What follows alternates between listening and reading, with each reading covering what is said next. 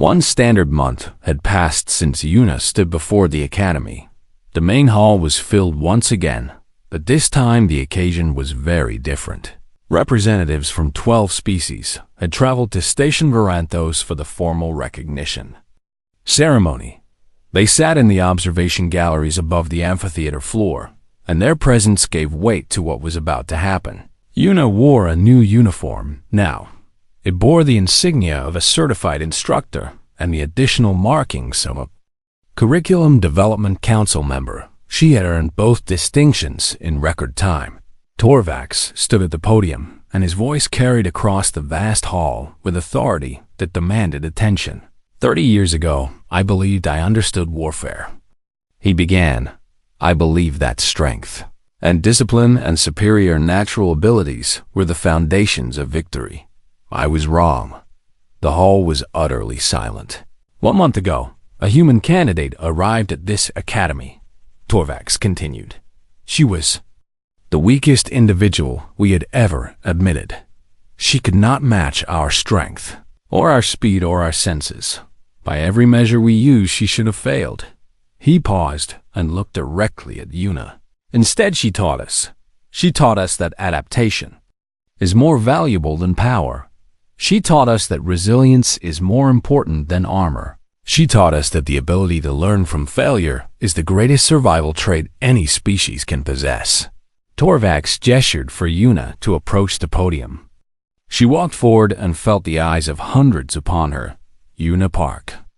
Torvax announced formally, by unanimous decision of the Instructor Council, I award you full certification as a Galactic Integration Academy Instructor. Furthermore, I announce your appointment to the Curriculum Development Council. You are the first human to receive either honor. He removed his own instructor insignia from his uniform and held it out to her. This belonged to my mentor, he said quietly so only she could hear. He would have wanted you to have it. Yuna accepted the insignia with steady hands. I will honor his memory, she promised. The applause that followed shook the walls of the hall when the ceremony concluded, and the dignitaries departed. Yuna found herself surrounded by those who had journeyed with her through the past month. Chirik was there with his exoskeleton fully healed. He had become her teaching assistant, and their unlikely friendship had become one of the most talked about developments at the academy. You changed everything. Chirik said, we changed everything. Yuna corrected him. I just asked questions. You were the ones willing to consider new answers. Seogjin, the young Morath, stood nearby. He had flourished under her mentorship, and his ability to adapt his thinking had made him one of the most promising candidates in recent memory. My people have requested human consultants for our military academies. He told her, the Harrow Swarm is still out there.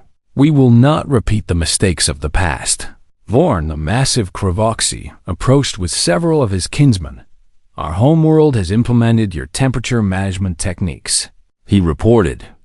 Casualty rates in extended combat exercises have dropped significantly. The warriors mock the new methods, but they live to mock another day. Similar reports came from other species throughout the evening. The Veleth had adopted psychological resilience training.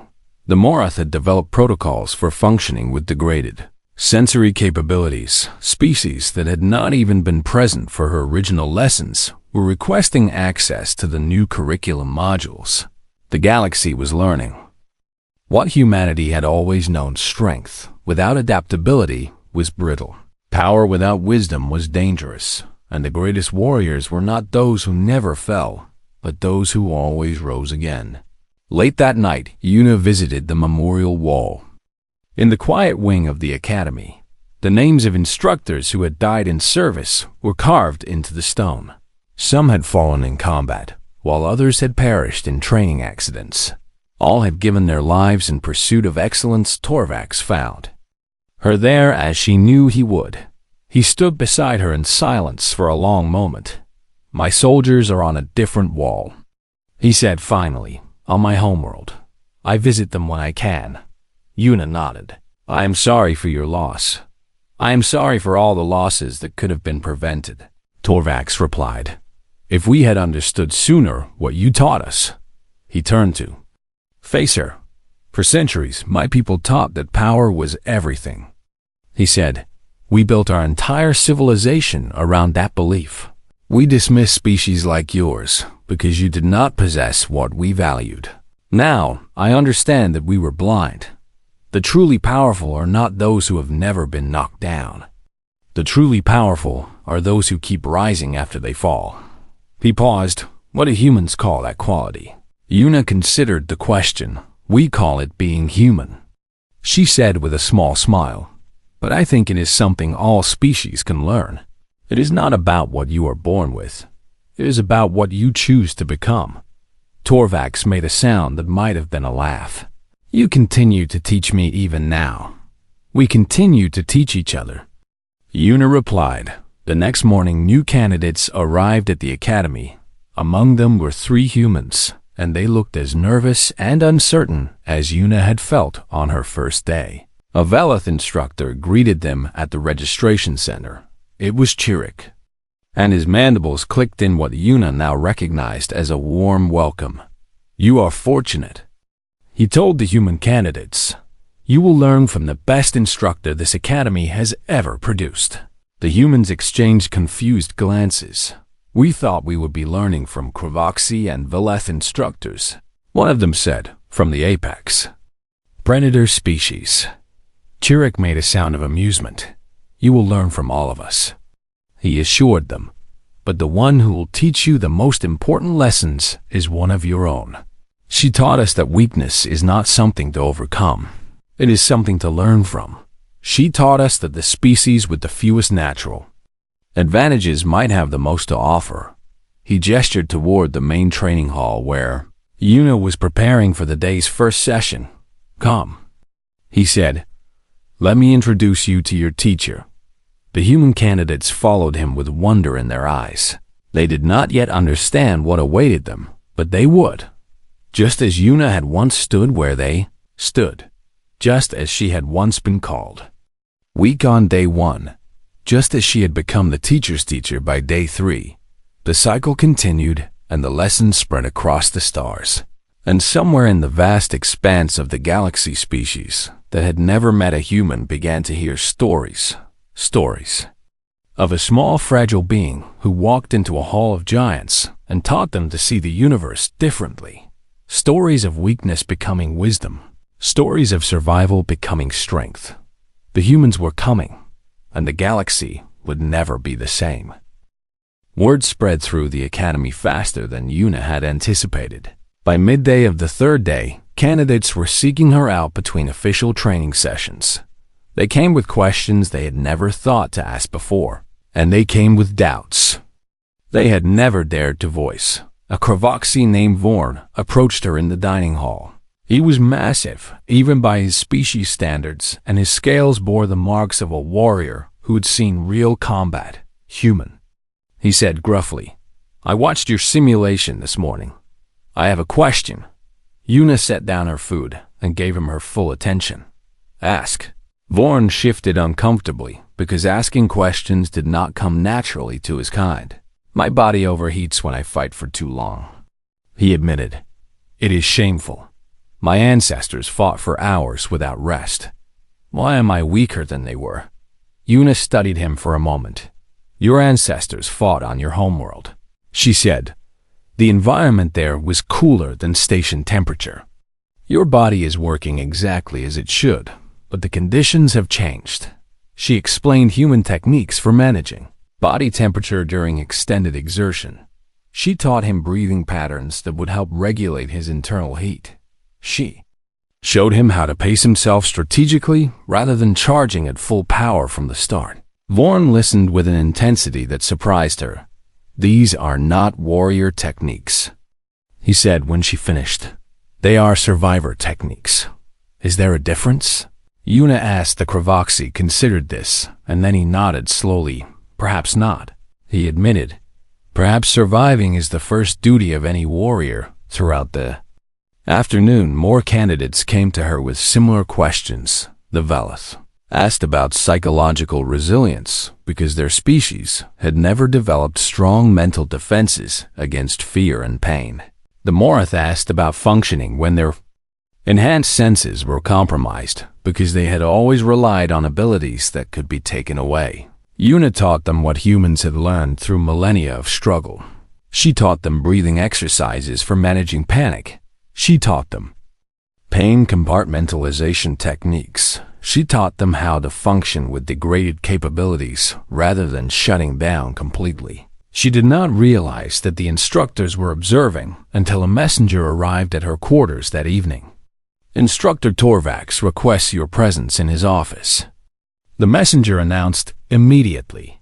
Una followed the messenger through corridors she had not walked before. The instructor wing of the academy was even more imposing than the rest, and the walls were lined with trophies from centuries of martial achievement. Torvax's office occupied the corner of the building, and the door was large enough to admit 3 Kravoxi walking side by side. The messenger departed and Una entered alone. Torvax sat behind a desk that looked like it had been carved from a single piece of stone. He did not invite her to sit, and she did not expect him to close the door. He commanded Una did so. For a long moment, Torvax simply stared at her. His expression was unreadable, and his scarred face gave nothing away. You have been teaching my candidates, he said finally. They asked me questions, Una replied. I answered them. You are undermining my authority. With respect, instructor, I am filling gaps in their training. Gaps that your program does not address because it assumes all candidates share certain baseline capabilities. Capabilities that are not actually universal. Torvax rose from his chair, and his full height was terrifying in the confined space. He walked to a display screen on the wall and activated it. Classified footage began playing. Una saw a battlefield from an aerial perspective. Kravoxi soldiers in formation were advancing across open terrain. They moved with precision, and their discipline was impeccable. Then the enemy struck. They came from unexpected directions using tactics that made no sense by conventional standards. They retreated when they should have attacked. They attacked when they should have retreated. They targeted supplies and communications instead of frontline troops. The Kravoxi formation broke apart as commanders struggled to respond. The footage ended with a final image of bodies scattered across the field. Kravoxi bodies, hundreds of them. My unit, Torvax said quietly. My soldiers. We were destroyed by a species with inferior technology and inferior numbers and inferior physical capabilities. I have studied this battle for 30 years. I still do not understand how we lost. He turned to face her. Explain it to me. Una approached the display and requested permission to replay the footage. Torvax granted it. She watched the battle again, and this time she paused at key moments. Here, she said, pointing to the enemy's initial movements. They tested your response patterns. They learned how your commanders would react to specific stimuli. She advanced to another moment. Here they exploited that knowledge. They created a false threat that drew your reserves out of position. She continued through the battle, highlighting each turning point. They used psychological warfare. They made your soldiers doubt their commanders. They made your commanders doubt themselves. They did not defeat you with strength. They defeated you with information and adaptation, and the willingness to fight on their own terms, instead of yours. Torvax was silent for a very long time. How do you know these things? He asked at last. Human history is filled with such battles. Una told him, the weak defeating the strong, the outnumbered defeating the many. We learned because we had no other option. When you cannot win through power, you must win through other means. Torvax closed his eyes. 30 years, he said. 30 years I've taught doctrine that would have led my own soldiers to their deaths again. 30 years I have trained warriors who would repeat my failures. He opened his eyes and looked at her with an expression she had never seen before. It was humility. I want you to teach my instructor cadre. He said, I want you to show them what you showed me. Yuna felt the weight of his request. That is a significant change, she said. It may not be well received. I do not care if it is well received, Torvax replied. I care if it is correct. And you have shown me that everything I believed was incomplete. He straightened to his full height, but this time there was no threat in his posture. Tomorrow you will address the full instructor staff and the entire candidate body, he announced. You will teach them what weakness has taught humanity. You will teach them how to survive. Yuna nodded slowly. I will need time to prepare. You have tonight, Torvax said. Use it well. He turned back to the display showing his fallen soldiers. I should have learned this lesson 30 years ago, he said quietly. Perhaps my soldiers would still be alive if I had. Yuna left him alone with his memories and his regrets. She walked back to her quarters, with her mind racing. Tomorrow she would stand before the most elite warriors and instructors in the galaxy. Tomorrow she would teach apex predators that their greatest strength could become their greatest weakness. Tomorrow everything would change. She did not sleep that night either, but this time it was not anxiety that kept her awake.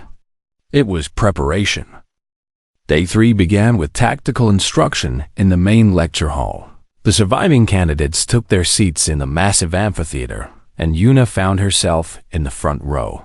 Despite her preference for observing from a distance, Chirik had saved her a seat beside him, and she accepted it with a small nod of gratitude.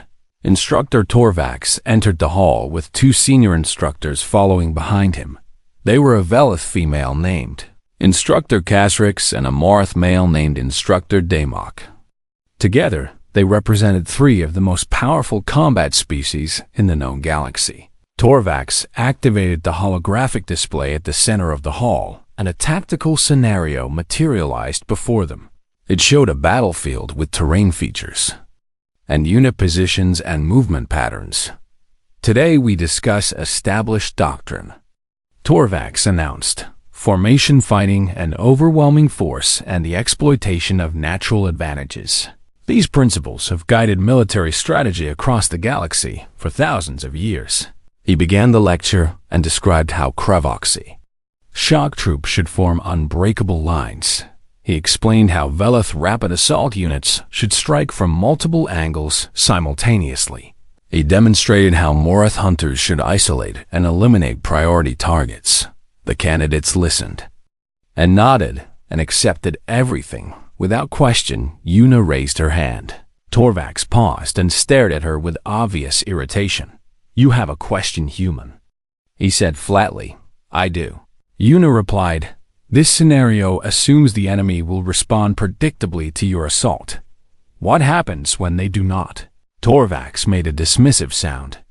The enemy will respond as enemies always respond, he said. They will attempt to counter our strengths with their own.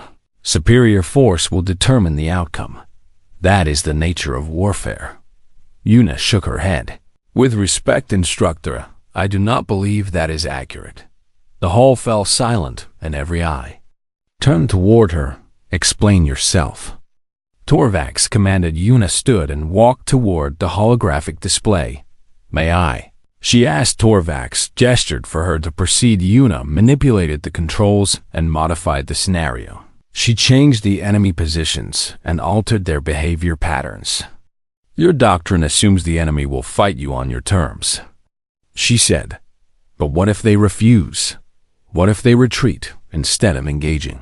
What if they strike where you are weak instead of where you are strong? What if they change their tactics in the middle of battle? She showed them an enemy force that melted away before the Kravoxy advance. She showed Velith assault units chasing shadows while the real threat struck from behind. She showed Morith hunters becoming the hunted as prey turned predator. Throughout human history, weaker forces have defeated stronger ones. Yuna continued. They won because they adapted. They won because they refused to fight the battles they could not win. They won because they thought differently than their enemies expected. Torvax's expression had hardened. You speak of cowardice, he said. A true warrior faces their enemy directly. Human. Yuna corrected gently, survivors. I speak of survivors. Dead warriors cannot protect anyone. Victory means nothing if you sacrifice everything to achieve it. The senior instructors exchanged glances, but said nothing. Torvax stepped forward with challenge in his eyes. Very well, he said. Let us test your philosophy. He reconfigured the holographic display and created a combat simulation. 3 training drones, calibrated to your physical specifications. He announced, you will engage them using whatever tactics you prefer. Show us how a weak species survives. The simulation materialized around Yuna, and she found herself in an arena filled with obstacles and cover positions. 3 drone units activated on the far side and began advancing toward her. They were fast and agile, and their movements were coordinated perfectly.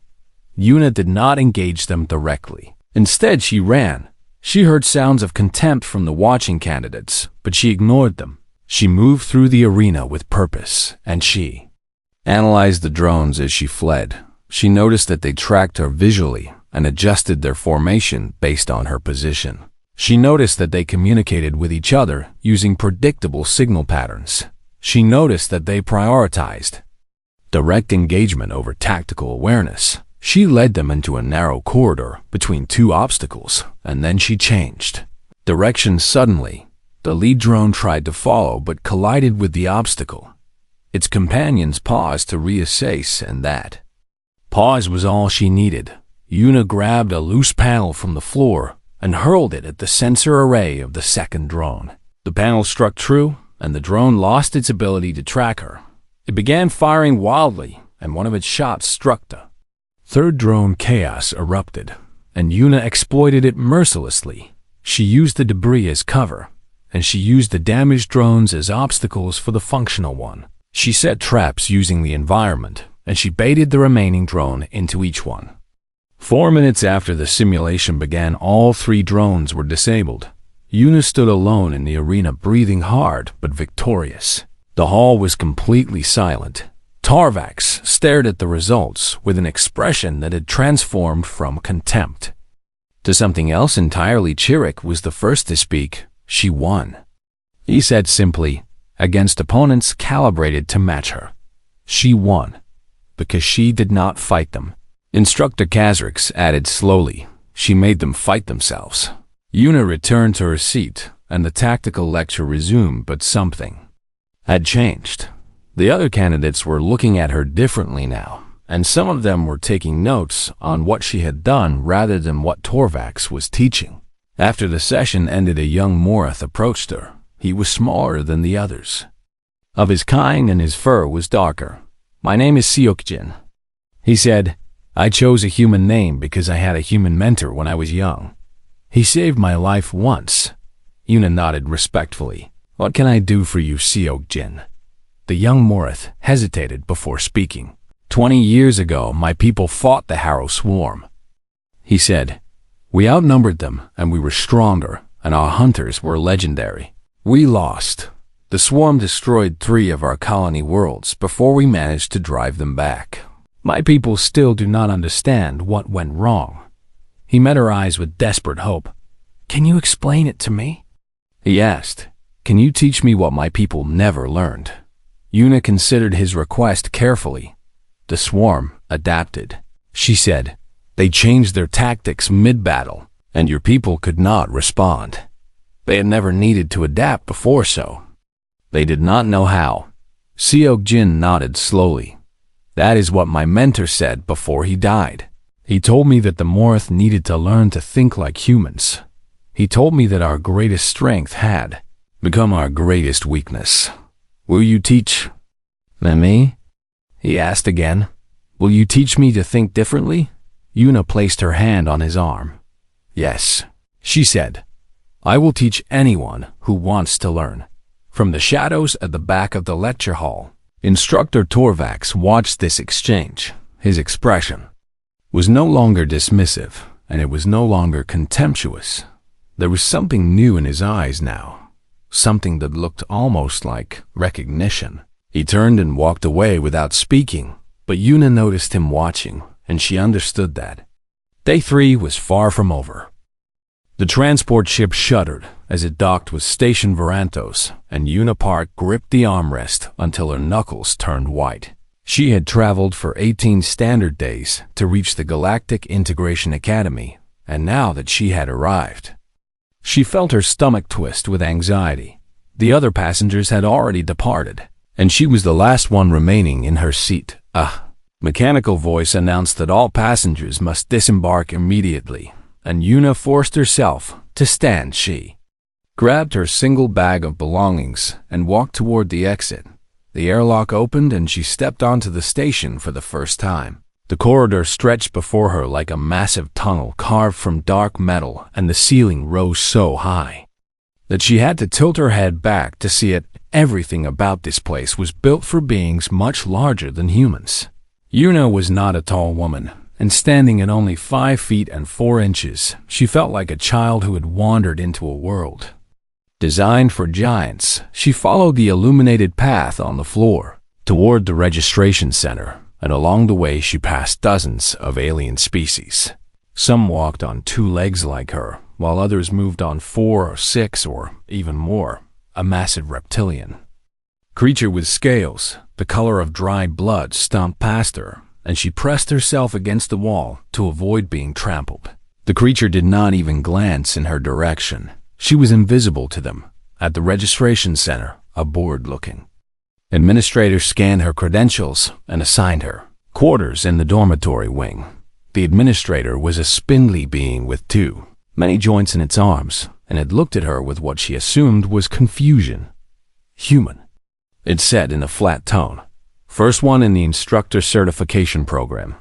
Yuna nodded and said yes, she was aware of that. The administrator made a sound that might have been a laugh or might have been disgust and handed her a schedule for the next day.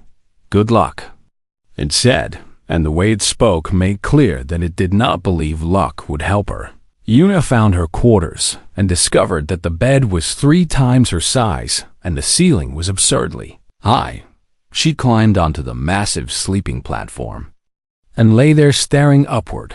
Tomorrow would be her first day of training, and she knew what was coming. She had studied the academy for years before applying, and she understood that humans were not welcome here. Her species had only recently been granted admission after decades of political negotiations, and she was the test case. If she failed, then humans might never get another chance. She did not sleep well that night. The morning alarm was painfully loud, and Yuna dressed quickly in the standard training uniform that hung loosely on her smaller frame. She made her way to the main training hall and found the other candidates already assembled. There were 12 of them in total, and she was the only human.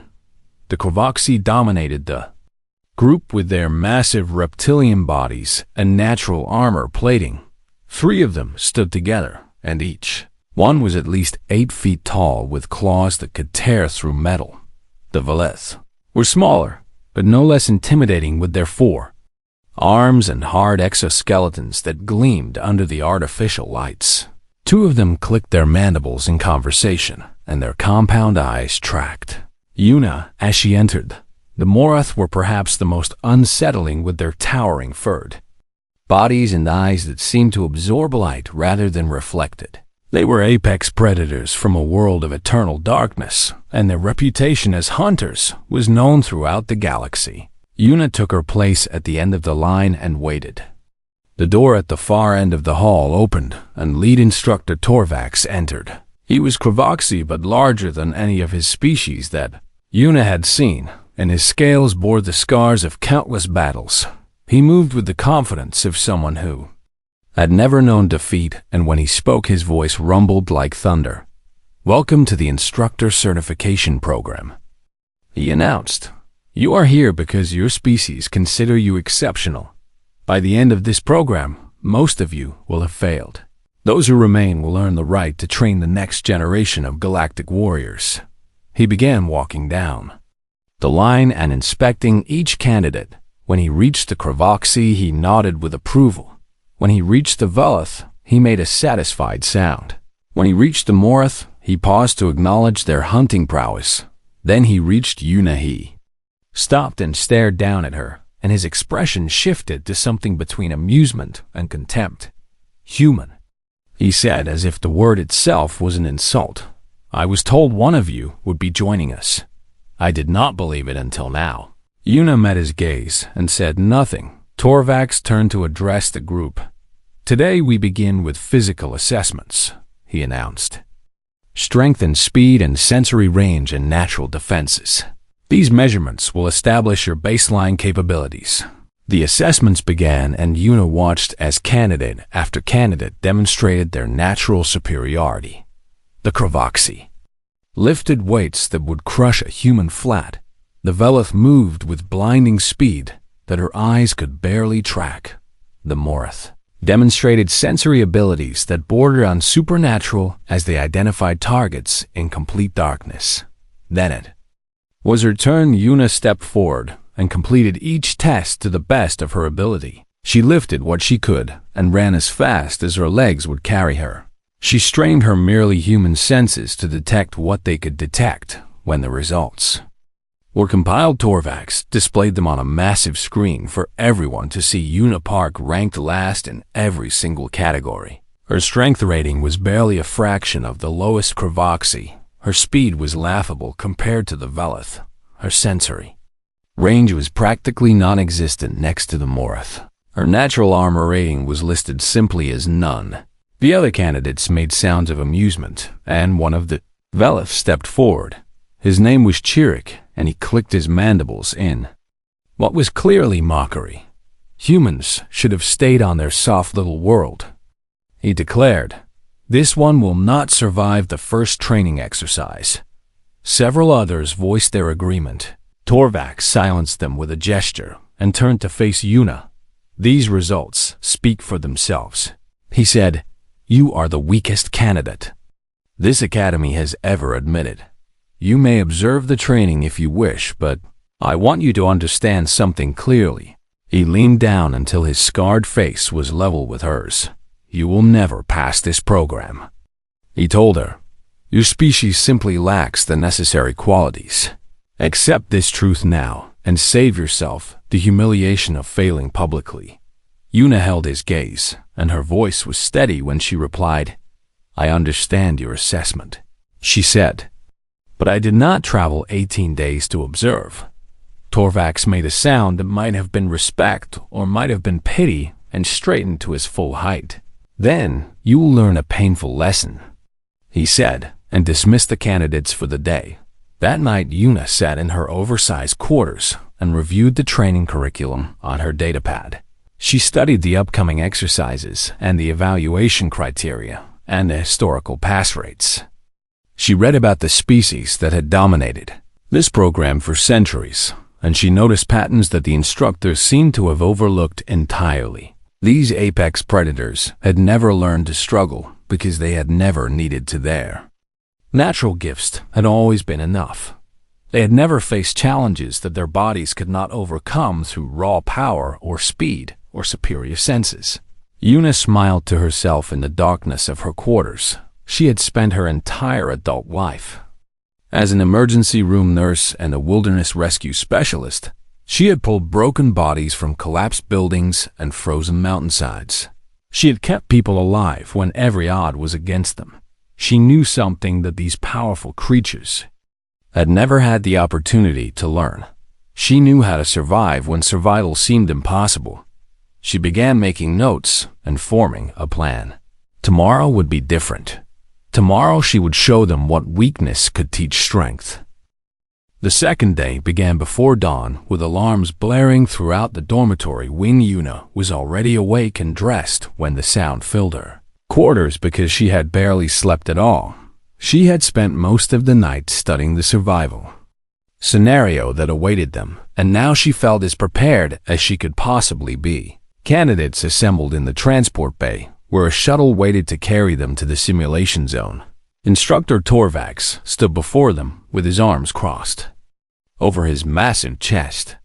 "Today you will face the wilderness survival assessment," he announced. You will be dropped into a hostile environment with no equipment and no assistance. Predatory fauna and toxic atmosphere pockets and extreme temperature zones await you. You have 12 hours to reach the extraction point. Failure means elimination from the program. The Kravoxy candidates rumbled with confidence and flexed their clawed hands. The Volith clicked their mandibles eagerly, as if the challenge was merely entertainment.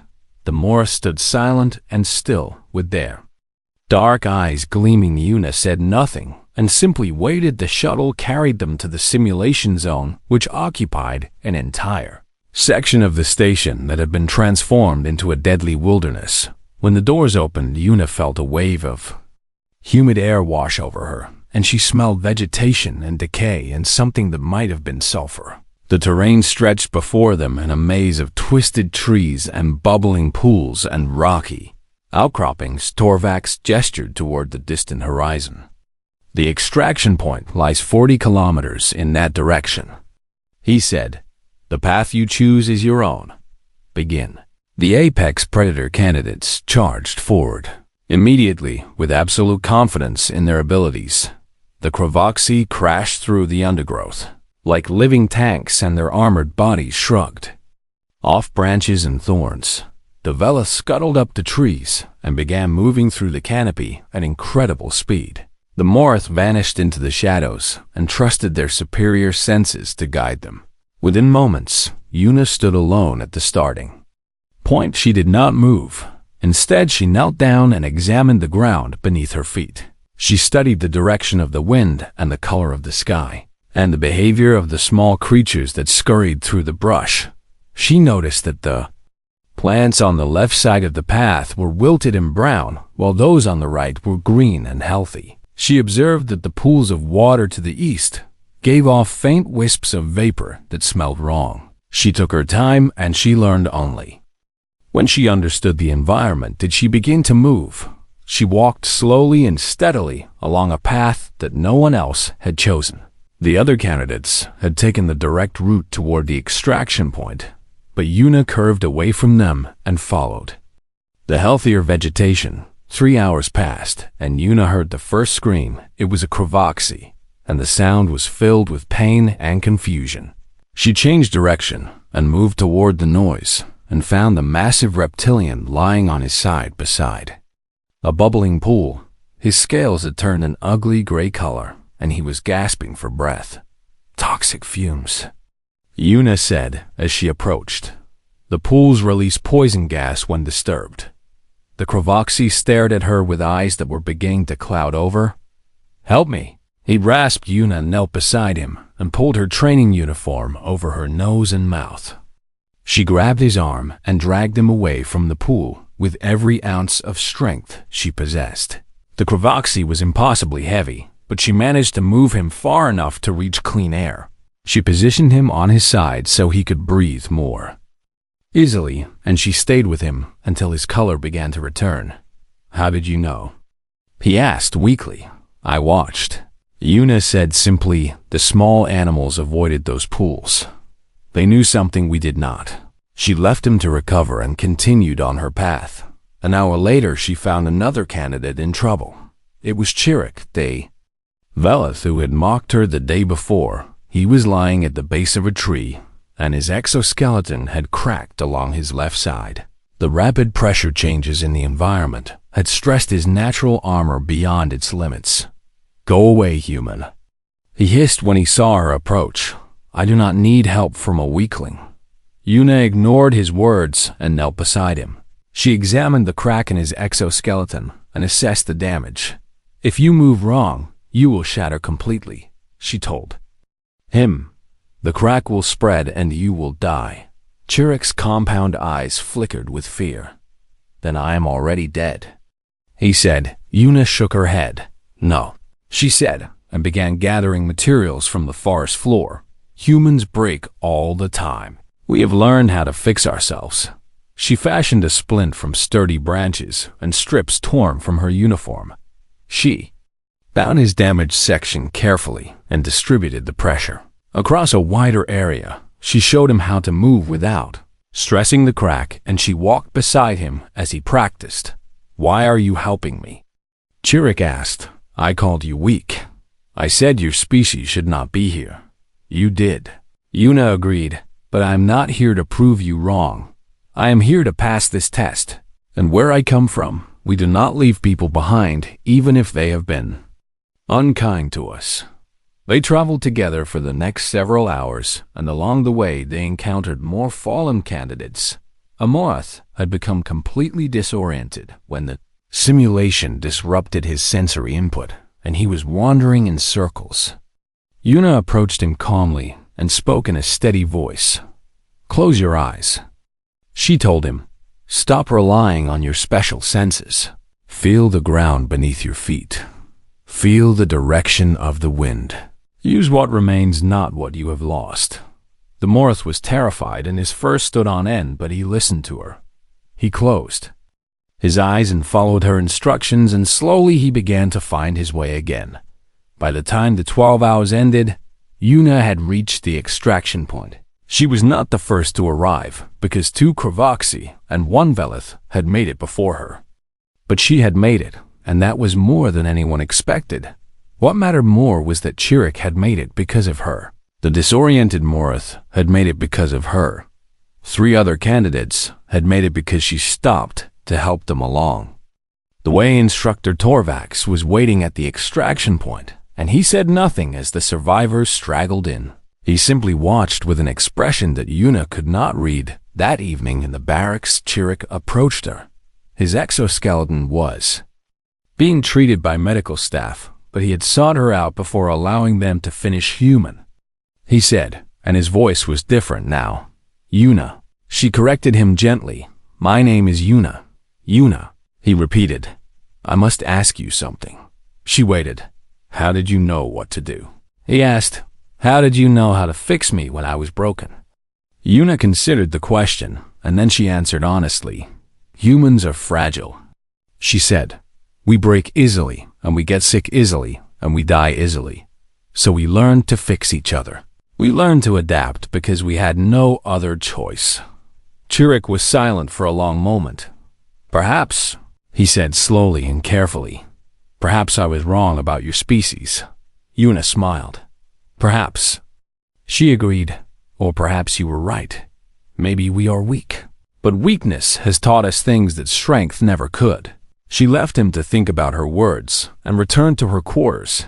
Tomorrow would be day 3, and she knew that the real challenge was only beginning. The survival test had revealed cracks in the confidence of these apex predators. Now she would show them that their entire way of thinking contained cracks as well. She reviewed the schedule for tactical instruction, and she prepared her questions. She would not challenge them with strength, because she had none to offer. She would challenge them with something far more dangerous. She would challenge them with ideas.